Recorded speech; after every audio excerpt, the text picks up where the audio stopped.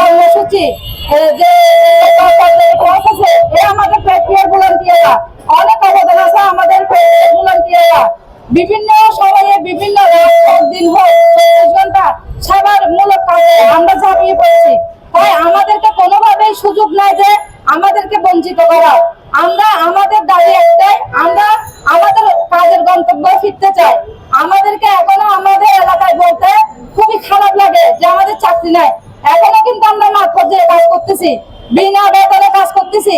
আমাদের এই যে সহমর্মিতা, আমাদের যে আত্মত্যাগ, এগুলো অস্বীকার করার কোনো সুযোগ নাই।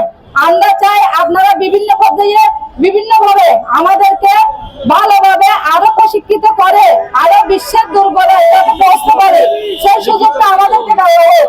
আমরা চাই আমরা এই যে গর্ভবতী মা দূর দূরান্ত থেকে